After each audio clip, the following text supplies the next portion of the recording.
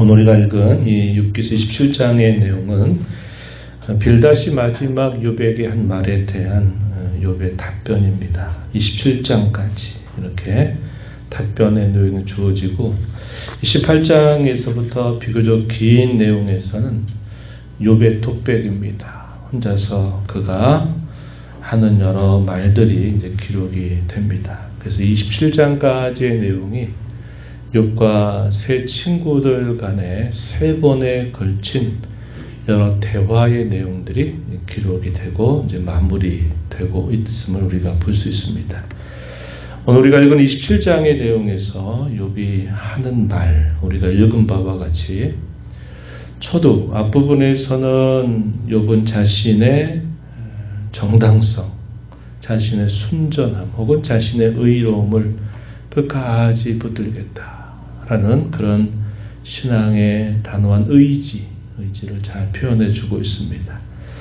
여기까지의 내용은 그가 고난 가운데서도 그가 갖는 그의 신앙의 모습이 잘 표현되고 있는 부분이고 7절 이하로부터 마지막 절 이르는 내용에서는 욥이 다소 그의 감정이 격해져 있다라는 것을 우리에게 느끼게 할 만큼 욥도 시간이 지남에 따라서 자신을 변호하려고 하는 그런 정도, 처음에는 욥이 그렇게 친구들에게 대답을 합니다. 나는 정당하다. 그래서 나는 너희들이 말하는 것처럼 난 그런 것이 아니다 라고 자신을 변호하는 그런 태도를 많이 취했는데 친구들이 계속적으로 욥을 공격해 대니까 이 욥도 그의 마음이 격해졌다는 걸 보게 됩니다. 그래서 자신을 변호하는 정도를 넘어서서 욥이 친구들을 되려 책망하고 공격하는 정도로 다소 앞으로 나아가고 있다는 것을 우리가 확인해 볼 수 있습니다. 친구들이 욥을 향해서 비난하고 책망했던 똑같은 내용들을 욥이 도리어 친구들을 향해서 하는 말로 표현이 되고 있음을 우리가 보게 됩니다.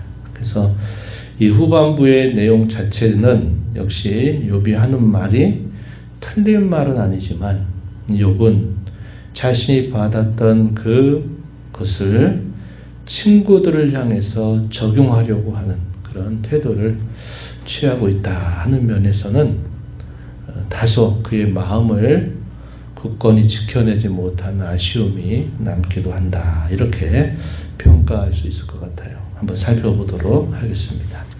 먼저 앞부분의 내용, 그가 끝까지 자신의 순전함을 지켜나가겠다 하는 면들 앞부분에 표현되어 있습니다. 2절에 보면 나의 정당함을 물리치신 하나님, 나의 영혼을 괴롭게 하신 적는 자의 사심을 두고 맹세한다. 자신이 하는 이 모든 말들을 진심을 담아서 하나님 앞에 맹세하면서 말한다. 이렇게 말합니다. 추호에 거짓말이 없다. 진실하다라는 사실을 표현하기 위한 그런 말들을 욥이 사용하고 있다 하는 사실이죠. 4절 가서 보면 결코 내 입술이 불의를 말하지 아니하며 내 혀가 거짓을 말하지 아니하리라. 그 내용이 무엇인가 소개하기를 5절, 6절 말씀입니다. 5절에 보면 나는 결코 너희를 옳다 하지 아니하겠고 내가 죽기 전에는 나의 온전함을 버리지 아니할 것이다. 이렇게 표현했습니다. 나의 온전함, 나의 순전함 이렇게 이해할 수 있는 표현입니다. 내가 이제까지 했던 말들, 자신에 대해서 친구들이 비난하고 책망했던 것에 대해서 자신이 했던 모든 말들은 내가 끝까지 나는 지켜가겠다. 이러한 자세를 표현하고 있고요. 6절에 보면 내 공의라는 말보다는 의로움 이렇게 보는 게 좋겠어요. 내가 내 의를 굳게 잡고 놓지 아니하리니 내 마음이 나의 생애를 비우지 아니하리라. 6절까지의 내용은 자신의 소신을 끝까지 지켜가겠다. 내 의로움을 굳게 잡고 놓지 아니할 것이다. 내 생애를 내 마음이 비우지 아니할 것이다. 이렇게 표현하면서 자신이 하나님을 향해서 가는 신앙, 하나님을 향한 확신, 자신이 한 말에 대한 거짓이 없음, 이런 것들을 친구들 앞에서 분명하게 밝혀내고 있습니다. 이러한 면들은 욥이 참 귀하게, 우리가 욥을 귀하게 여겨야 될 그런 신앙의 자세다, 이렇게 우리가 볼 수 있습니다. 결국 끝까지 모든 것들이 다 벗겨지고 벗겨졌을 때, 모든 것을 다 잃어버렸을 때 과연 우리에게 무엇이 남아야 되는가 할 때 욥이 그걸 우리에게 잘 가르쳐 줍니다. 하나님을 향한 신앙, 하나님을 향한 그의 신뢰, 확신, 이것을 끝까지 붙잡겠다라고 하는 그의 모습이 이 말씀 속에서 잘 표현되고 있는 겁니다. 하나님을 향한 신뢰, 믿음, 그분을 향한 확신, 이것은 우리가 죽는 순간까지도 우리의 삶의 역경 속에서 그 어떤 것들을 빼앗기는 그 상실의 고통과 아픔을 겪는 중에도 우리가 결단코 놓아서는 안 될 분명한 것이다 하는 것을 우리가 기억해야 되겠고, 늘 우리가 살아가는 삶 속에서도 이것이야말로 가장 중요한 일이다. 생과 사에 있어서 가장 중요한 것이다 라는 사실을 우리가 늘 붙들고 살아가는 저와 여러분이 되어야 하겠습니다. 7절 이하의 내용에서는 말씀드렸던 것처럼 욥의 마음이 다소 격해져 있다는 것을 우리가 볼 수 있어요. 7절에 뭐라고 말합니까? 일어나 나를 치는 자는 불의한 자같이 되기를 원한다. 지금 누가 욥을 치고 있어요? 그의 친구들이 욥을 치고 있는 자리에 있죠. 불의한 자같이 되기를 원하노라. 환난이 그에게 닥칠 때 하나님이 그의 부르짖음을 듣지 않으실 것이다. 지금 친구들을 향해서 풍자하듯이 그가 하는 말이죠. 전능자를 기뻐하지도 않을 것이며 전능자를 향하여 부르짖지도 못하게 될 것이다. 10절에 그렇게 말하고 오히려 자신이 그들을 가르쳐야 될 것이다 라고 대답을 하고 있습니다. 대적자들의 표현 같지만 결국 이 대적자 노릇을 하고 있는 친구들을 향한 욥의 책망입니다. 책망. 불의한 자같이 되기를 원하노라. 7절 또 환난이 그에게 닥칠 때 하나님이 그의 부르짐을 듣지 않으실 것이다. 이런 표현들은 욥이 할 말에 대해서 지나치게 더하고 있는 말이다. 이런 자세는 바람직하지 않다 하는 겁니다. 그러나 이해할 수는 있죠. 왜 그렇습니까? 세 번에 걸친 오랜 대화 속에서 친구들이 계속 욥을 정죄하고 욥을 한 코너로 몰아붙이고 있다 하는 면에서 욥이 이런 정도로 반응하는 것은 얼마든지 할 수 있다라는 이해는 하지만, 그러나 친구들을 마치 불의한 자같이 그들을 향해서 이렇게 말한 것은 이 친구들이 욥에 대하여 가졌던 태도와 비슷한 태도를 취하고 있는 것으로 보여진다 하는 겁니다. 13절 이하 계속해서 욥이 계속하는 말은 악인 혹은 포악자가 받게 될 최종적인 분깃이 뭐냐, 그들이 얻게 될 그 결말이 무엇이냐 하는 사실들을 계속 이야기해 줍니다. 악인의 자손들은 번성하여도 칼을 위한 것이다. 이 말은 전쟁을 결국은 맞게 될 것이고, 후손은 음식물로 배부르지 못할 것이다 라는 것은 그들이 기근과 배고픔을 결국은 맞게 될 것이다. 이렇게 하는 말이죠. 15절에 남은 자들은 죽음의 병이 들 때 묻히게 되는데도 과부들은 울지 못하게 될 것이다.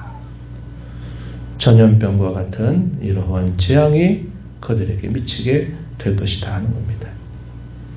인류 역사 속에서 전쟁이 일어난다든지, 또 사람들이 먹을 것이 없어서 기근과 배고픔을 경험한다든지, 또 전염병과 같은 그런 일들을 만나는 것은 하나님께서 죄인들을 벌하신 하나의 방편의 내용들이 되기도 하는 것입니다. 그래서 이러한 일들을 통해서 결국 악인들이 받게 될 분기 혹은 결말은 결국 심판이 될 것이다. 이렇게 말을 하는 것이죠.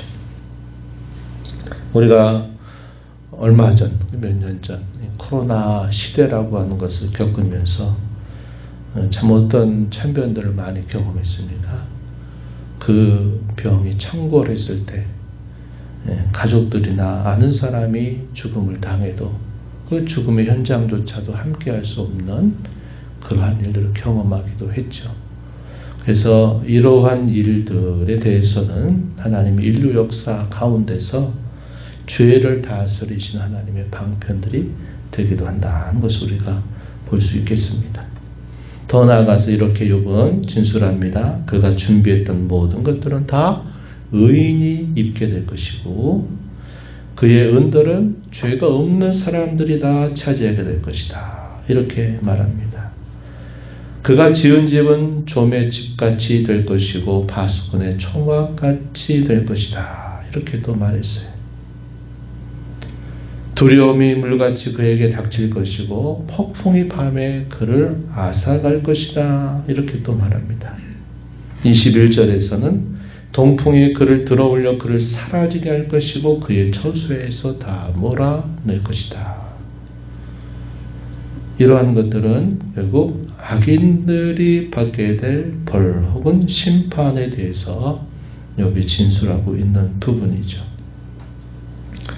22절에 보면 하나님께서는 그를 아끼지 아니하시고 던져버리실 것이고 사람들은 결국 그를 비웃게 될 것이다. 이것이 악인들 혹은 포악자가 받게 될 분기 혹은 결말이 이와 같다. 이렇게 말합니다. 이러한 이야기는 친구들이 욥을 향해서 했던 말이기도 하죠. 그런데 욥이 지금 풍자하며 빗대어서 누구에게 이런 말들을 하고 있는 겁니까? 그의 친구들에게 이러한 말들을 넌지시 전달하고 있는 거죠. 친구들도 욥을 향해 처음에 말할 때 뭐라고 말합니까? 처음엔 욥에게 단정적으로 말하지 않고 일반적인 이야기를 하는 거죠. 불의한 자가 어떤 결말을 당하게 될 것인가 할 때 결국 하나님의 심판을 당하게 될 것이다. 이렇게 일반적으로 말하면서 넌지시 누구에게 들으라고 하는 말입니까? 욥 네가 듣고 내가 잘못한 것을 빨리 돌이켜야 된다. 이렇게 얘기를 하죠. 근데 다소 나중에 가게 되면 뭐라고 말합니까? 욥 네가 불의한 자다. 이렇게까지 아주 심하게 욥을 공격했어요. 오늘 이 욥의 최종적인 친구들에 대한 답변의 내용에서도 욥이 친구들이 하던 그 모습을 자신도 취해가지고 이 친구들을 빗대어서 넌지시 이런 말을 하고 있다 하는 겁니다. 이런 면에서 역시 욥도 그런 고난과 많은 어려움 또 친구들의 거센 공격들을 받으면서 자신도 그 마음을 끝까지 지켜가지 못하는 그런 모습이 발견되고 있다 하는 것을 우리가 볼 수 있습니다. 그래서 오늘 우리가 이 말씀을 보면서 두 가지를 생각해요. 하나는